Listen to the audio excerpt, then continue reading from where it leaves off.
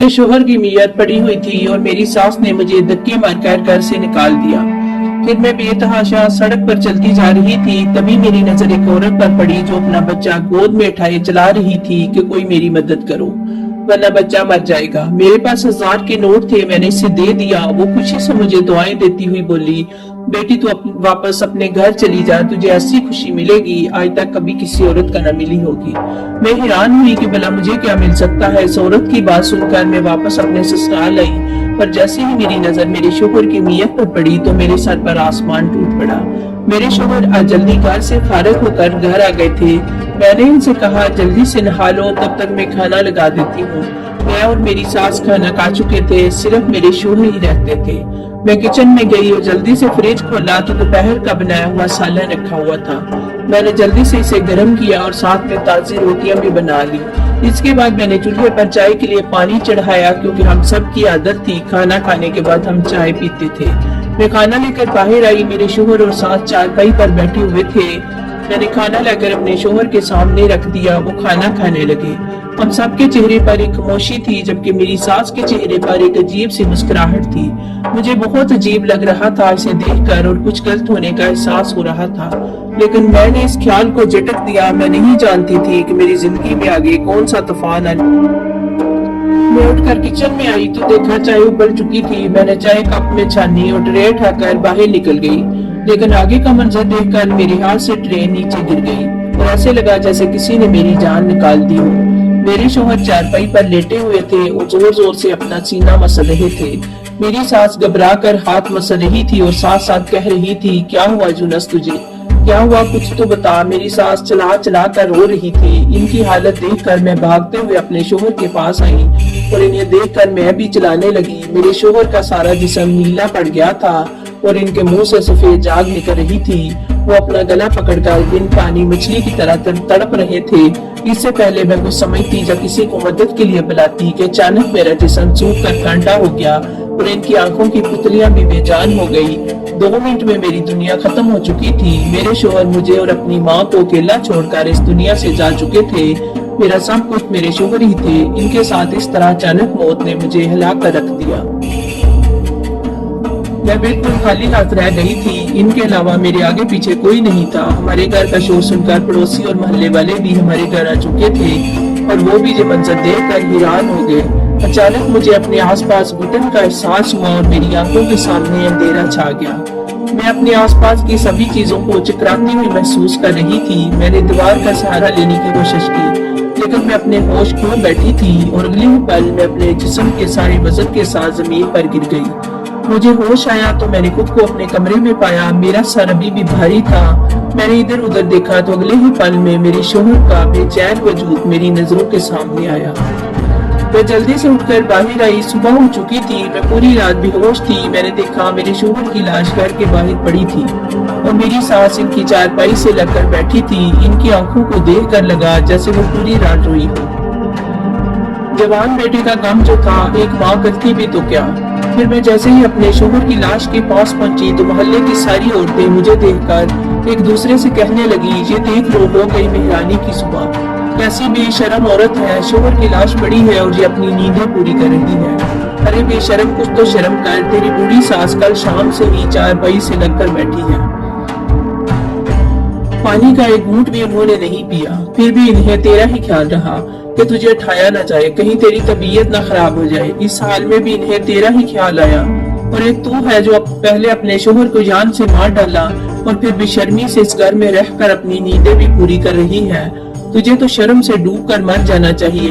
ऐसे गुरूर से हमारे सामने खड़ी है। मैं हैरानगी से इनकी बातें सुन रही थी। वो कितनी सफाई से सारा इल्जाम मुझ पर डाल रही थी। मैं इसी सोच में थी। फिर मैं अपने शोहर के पास जाने लगी।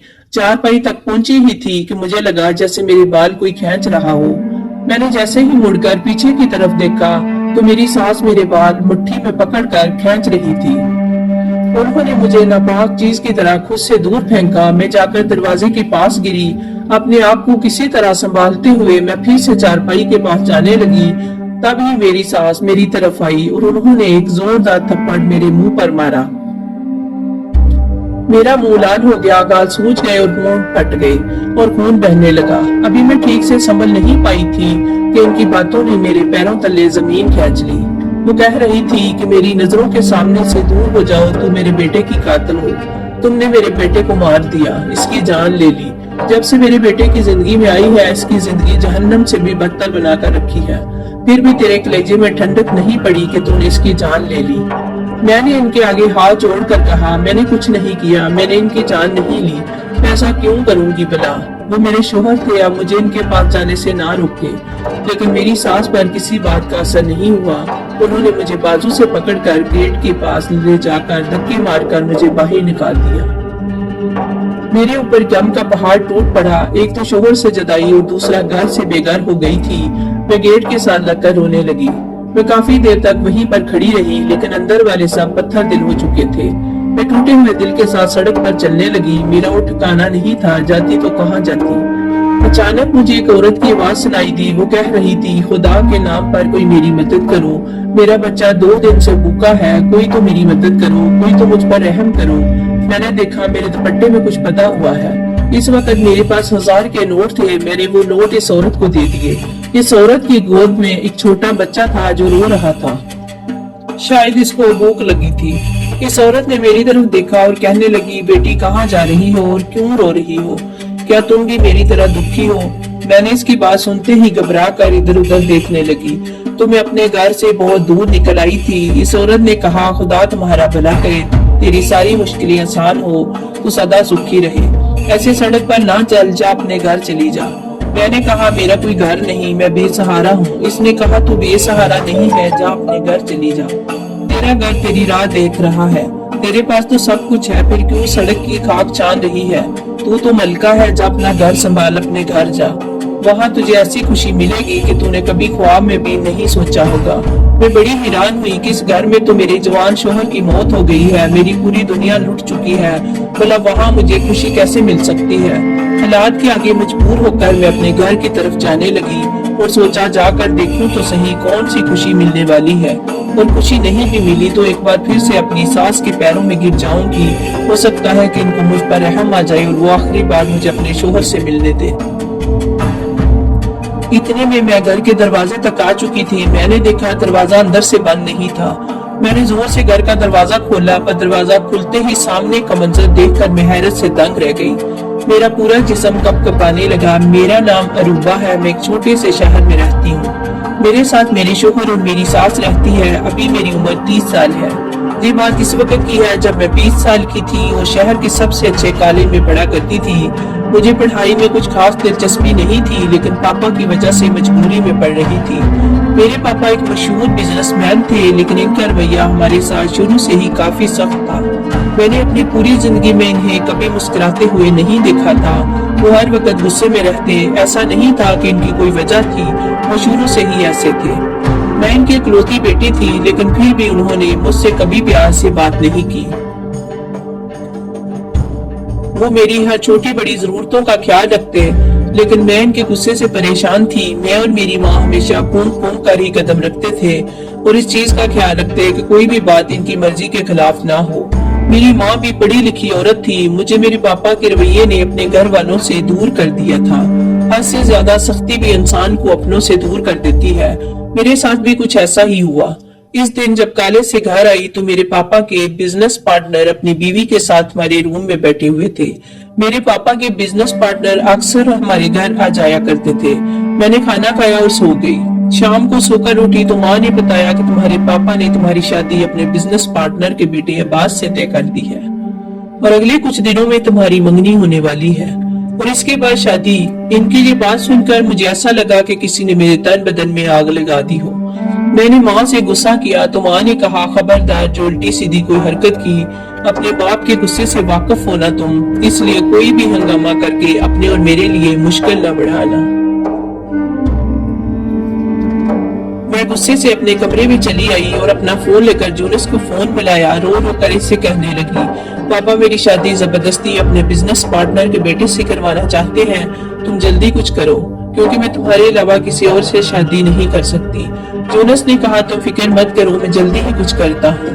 میں بہت پریشان تھی، دراصل میں اپنی کلاس میں جونس سے پیار کرتی تھی۔ جونس دکھنے میں ٹھیک ٹھاک تھا، اس کا تعلق ایک نارمل گھرانے سے تھا، लेकिन मैं इसके लिए कुछ भी कर सकती थी क्योंकि वो बहुत अच्छा था। इसके घर पर सिर्फ इसकी माँ और वो रहते थे। इसके वालिद बहुत पहले ही गुजर चुके थे। इसकी बड़ी बहन थी जिसकी शादी बहुत पहले ही हो चुकी थी। जूनस के वालिद का एक छोटा सा कारोबार था जिसको अब जूनस संभालता था, लेकिन मुझे इस बात से कोई एतराज नहीं था क्योंकि मैंने कभी भी अपने पैसे पर घमंड नहीं किया कि मैं बड़े बाप की बेटी हूँ। दिन ऐसे ही गुजरते गए और मेरी मंगनी इससे हो गई, लेकिन मैं इस शादी से खुश नहीं थी। धीरे धीरे करके मेरी शादी का दिन भी आ गया। मेरी शादी के एक हफ्ता पहले जूनस और इसकी माँ मेरे लिए रिश्ता लेकर आए थे, जो सब देखकर मेरे बाप ने इन्हें बेइज्जत करके घर से निकाल दिया और मुझसे मेरा मोबाइल भी ले लिया। मैं बहुत ज्यादा उलझन में थी कि मैं क्या करूं। जिस दिन मेरी शादी थी, इस दिन लगभग दोपहर 2 बजे मुझे तैयार होने पार्लर जाना था। माँ ने मेरी सहेली को मेरे साथ भेजते हुए कहा, टाइम से घर आ जाना। मैंने हाँ में अपना सर हिला दिया और दोनों सहेलियां गाड़ी में बैठकर पार्लर जाने के लिए निकल गईं। मैंने जल्दी से अपनी सहेली के हाथ से मोबाइल लिया और जूनस को फोन मिलाया। जूनस ने पहले बहुत नाराजगी जताई, तुम्हारे पापा ने हमारे साथ अच्छा नहीं किया, इन्हें मेरी माँ की बेइज्जती नहीं करनी चाहिए थी, लेकिन फिर भी मैं तुम्हारी खातिर सब कुछ बना देता हूँ। तो मुझे बताओ मुझे क्या करना है। मैंने जूनस से कहा, अब हमारे पास एक ही रास्ता है कि हम दोनों का कोर्ट मैरिज कर लें। मैं पार्लर में हूँ, तुम आओ, मुझे जल्दी लेकर जाओ, हम आज ही कोर्ट मैरिज कर लेते हैं। जूनस ने कहा कि अजय सब ठीक होगा। मैंने कहा सब कुछ ठीक ही होगा, मैं इनकी इकलौती बेटी हूँ, धीरे धीरे करके वो सब कुछ बुलाकर मुझे अपना लेंगे। जूनस ने कहा, अच्छा ठीक है, मैं तुम्हारे पार्लर के आसपास ही खड़ा रहूंगा, तो मुझे फोन कर देना। पार्लर के बाहर पहुंचते ही मैंने ड्राइवर को बहाने से घर भेज दिया। इसे कहा, मेरे लहंगे का मैचिंग दुपट्टा घर पर ही छूट गया है, आप मुझे बुलाकर दे दीजिए, तब तक मैं तैयार होती हूँ। ड्राइवर के जाने के बाद मैंने फौरन जूनस को फोन मिलाया और इससे आने को कहा। वो अगले ही पल मेरे पास आ गया। मैंने अपनी सहेली को सब कुछ समझा दिया था और इसके बाद मैं जूनस के साथ चली गई। हम दोनों ने कोर्ट में जाकर शादी कर ली और इसके बाद जूनस की दुल्हन बनकर मैं इसके घर आ गई। मैं ये नहीं जानती थी कि मैंने ये कदम उठाकर कितनी बड़ी गलती की है। इधर जैसे ही मेरे माँ बाप को मेरे लापता होने की खबर मिली तो उनके सर पर सातों आसमान एक साथ ही टूट पड़े। उन्होंने कभी सोचा भी नहीं था कि मैं ऐसा भी कर सकती हूँ। मेरे घर तो क्यामत आ गई थी। मेरे पापा इसी वक्त मुझे जान से मारने के लिए निकले, लेकिन माँ ने इनका पैर पकड़कर कहा, इतना गुस्सा मत करिए, वो हमारी इकलौती बेटी है, भले ही आप इसे माफ ना करें लेकिन इसे बख्श दें, इसके साथ ऐसा कुछ ना करें। माँ के लाख समझाने पर पापा किसी तरह माने। मुझे जूनस के घर 1 हफ्ता हो गया था, लेकिन मेरे मायके में खामोशी थी। मैं ये ना समझी कि तूफान के आने से पहले हर तरफ खामोशी ही छाई होती है। मैं सुकून से अपने ससुराल में जिंदगी गुजार रही थी। मेरी सास बहुत अच्छी थी, जिंदगी बहुत अच्छे से गुजर रही थी। मैंने अपनी पढ़ाई छोड़ दी थी, लेकिन जूनस ने अपनी पढ़ाई जारी रखी और साथ साथ वो अपना काम भी करते थे। मेरी सास आस पड़ोस के कपड़े सिलाई करती थी। मैंने भी इनके साथ रहते रहते सिलाई सीख ली थी। मेरे ससुराल वालों की आमदनी बहुत अच्छी नहीं थी। मुझे शुरू में बहुत मुश्किल हुई, लेकिन धीरे धीरे आदत हो गई थी। इसी तरह हमारी शादी को 5 महीने गुजर गए। मुझे महसूस हुआ कि मेरी सास का रवैया मेरे साथ कुछ अजीब सा होता जा रहा है। वो बार बार मुझसे कहती थी कि अब तुम्हें अपने माँ बाप से मिलने चले जाना चाहिए, क्योंकि तुम उनकी इकलौती बेटी हो, वो तुम्हें याद करते होंगे और अब तक तो इन लोगों ने तुम्हें माफ भी कर दिया होगा। लेकिन मेरे अंदर इतनी हिम्मत नहीं थी कि मैं अपने माँ बाप के गुस्से का सामना कर पाती। इनकी बातों पर मैं हर बार कोई न कोई बहाना करके टाल देती। खैर दिन गुजरते जा रहे थे। जूनस का रवैया भी मेरे साथ कुछ अजीब सा होता जा रहा था। मैं इनसे इनके रवैये के बारे में पूछना चाहती थी, फिर सोचा हो सकता है काम का प्रेशर ज्यादा हो, इसलिए परेशान हूँ। इस दिन भी हर रोज की तरह जूनस नाश्ता करके अपने काम पर चले गए थे। पीछे से मैंने सारे काम निपटाए और सुकून से बैठ गई कि अब मेरे शोहर को घर रात को ही आना था। कुछ देर बाद मेरे सास ने खाना खाया। खाना खाने के बाद मैं अपने कमरे में जाकर आराम करने लगी। तभी मेरे कानों में मेरे शोहर की मोटरसाइकिल की आवाज सुनाई दी। मुझे बड़ी हैरत हुई कि वो आज इतनी जल्दी कैसे आ गए। मैंने जाकर देखा तो मेरी सास बाहर आकर बैठी थी। उन्होंने घर जल्दी आने की वजह पूछी तो जूनस ने कहा आज यूनिवर्सिटी छुट्टी थी और दफ्तर में भी कुछ खास काम नहीं था, इसलिए जल्दी आ गया। मैंने अपने शोहर को खाना निकाल कर दिया और इसके बाद किचन में चाय लेने गई। वापस आई तो देखा मेरे शोहर मर चुके थे। मैं ये मंजर ना देख पाई और बेहोश हो गई। जब मुझे होश आया तो सुबह हो चुकी थी। मैं अपने मरे हुए शोहर के पास जाना चाहती थी तो मेरी सास ने मुझे ये कहकर इनके पास ना जाने दिया कि तुम कातिल हो, और यही कहकर उन्होंने मुझे घर से बाहर निकाल दिया। मैं रोते हुए सड़क पर चलती जा रही थी, तभी मेरे कानों में एक औरत की आवाज आई, इसको मदद की जरूरत थी। मैंने इसकी मदद की तो इसने मुझे दुआएं देते हुए घर जाने को कहा, और साथ में ये भी कहा कि घर जाने के बाद तुझे ऐसी खुशी मिलेगी जो आज तक किसी औरत को ना मिली होगी। इसकी बातें सुनकर मजबूरन मैं घर पहुंची, और जैसे ही दरवाजा खोला तो सामने का मंजर देखकर मेरे होश उड़ गए। दरवाजा खुलते ही मेरे ऊपर फूलों की बारिश होने लगी। गुलाब की ताजा पत्तियां मेरे ऊपर गिरती जा रही थी। मैंने नजर उठाकर देखा तो मेरे शोहर की लाश गायब थी, और साथ ही साथ सारे लोग भी गायब थे। घर को फूलों से सजाया गया था। फूलों से दरवाजे से लेकर अंदर पहुंचने का एक रास्ता बनाया गया। ये सब देखकर मैं बड़ी हैरान हुई कि ये क्या, ये तो मातम वाला घर था जहाँ तो मातम होना चाहिए था। तो ये सब क्या है? मेरे शोहर की लाश कहाँ गई? मेरी सास कहाँ गई? मुझे कुछ समझ में नहीं आ रहा था। मैं इन फूलों की पत्तियों से गुजरते हुए घर के अंदर गई। मेरी सास के कमरे से बातों की आवाजें आ रही थी। अंदर से आने वाली आवाज सुनकर मुझे अपने कानों पर यकीन नहीं हुआ, और मुझे इस औरत की बात सच लगने लगी। इसने सच ही कहा था। मैं बेसहारा नहीं बल्कि बोली और कम अकल हूँ। मेरी नाक के नीचे इतनी घिनौनी साजिश रचाई गई, लेकिन मैं बेखबर रही। क्या इसी मोहब्बत की आड़ में मेरे साथ इतना गंदा खेल खेला गया? मुझे बेतहाशा खुद की कमअकली पर गुस्सा आया। मैंने कैसे एक शख्स को इतना मौका दे दिया कि वो आकर मेरी जिंदगी से खेल गया। मेरी सास मेरे शोहर से कह रही थी, सारी तैयारी हो गई है, तुम जाओ और इसे कहीं से भी ढूंढ कर लाओ। मेरे शोहर ने कहा, मैं तो उसकी नजर में मर चुका हूँ, वो कैसे आएगी? मेरी सास ने कहा, वो बहुत बोली है, तुम इसके सामने कोई बहाना कर देना, कह देना कि मैं बेहोश हो गया था, तुम लोगों को मुझे मुर्दा समझ लिया था। तो इसमें मैं क्या कर सकता हूँ? कुछ भी करके किसी भी कीमत पर इसे वापस लेकर आओ। तुम जानते हो ना कि जिस मकसद के लिए तुमने इससे शादी की थी वो अब जाकर पूरा हुआ है। अब इसे ऐसे तो नहीं जाने दे सकते। कितना इंतजार किया था मैंने इस दिन का। मैं कितनी खुश हुई थी जब तूने मुझे आकर बताया कि तुमने एक बहुत अमीर लड़की को अपने जाल में फंसा लिया है। लेकिन मुझे क्या पता था कि इसका खड़ूस बाप इतना सख्त होगा। जब तुम दोनों भागे तो मैं यही समझी कि वो अपनी इकलौती औलाद को माफ कर देगा, लेकिन नहीं, इस बूढ़े ने तो सारा प्लान ही चौपट कर दिया। और इसको देखो, मनहूस को तुम्हारे साथ चिपक कर ही बैठ गई। मैंने तो तुम्हारी मौत का ड्रामा इसलिए रचाया था कि इस पर इल्जाम लगाकर इसे घर से निकाल दूंगी, क्योंकि इसके मायके से तो एक फूटी कोड़ी भी नहीं मिलनी थी। हम कब तक इसे मुफ्त में रोटियां खिलाते रहते। इसलिए मैंने जानबूझकर तेरे खाने में बेहोशी की दवाई मिलाई और स्प्रे से झाग भी लगा दी, और खून के लिए जरा सा कट लगा दिया। मैं हैरत से खड़ी इनकी बात सुन रही थी। अब और क्या सुनना बाकी था। अगली बात सुनकर तो मेरे होश ही उड़ गए थे। पहले तो बस छोटे मोटे झटके दिए थे मेरी सास ने, अगली बात ने मेरे जिस्म से जान निकाल दी। मैं बेतहाशा फर्श पर गिर पड़ी। मेरे शोहर और सास ने कुछ गिरने की आवाज सुनकर दरवाजे की तरफ देखा तो उनके चेहरे पर खौफ के साए मंडलाने लगे। उन्होंने मुझे उठाकर बिस्तर पर लिटाया, और जब होश आया तो मेरा शोहर बेचैनी से टहल रहा था। मैं उठी और कहा, मुझे अपने माँ बाप के घर जाना है। मैं इनकी कोई भी बात सुने बगैर बाहर की तरफ बढ़ गई और अपनी मम्मी पापा के घर जाने लगी। वहाँ पर पहुंची तो पता चला मेरे पापा एक हफ्ता पहले ही इस दुनिया से चल बसे और अपनी पूरी जायदाद मेरे नाम कर गए। मेरी माँ मुझे देखते ही मेरे गले लगकर रोने लगी। यही हाल मेरा भी था। दरअसल यूनुस ने मुझसे लालच में आकर शादी की थी। पहले तो सब ठीक रहा, लेकिन जब इन्हें पता चला कि मेरे पापा गुस्से में मुझे फूटी कुड़ी नहीं देने वाले तो उनका दिल मेरी तरफ से खट्टा हो गया। दोनों माँ बेटे मुझे निकालने की राह ढूंढने लगे, और जब इन्हें कोई वजह न मिली तो अपने मरने का ड्रामा ही रचा बैठे और मेरे ऊपर इल्जाम लगाकर मुझे घर से बाहर कर दिया।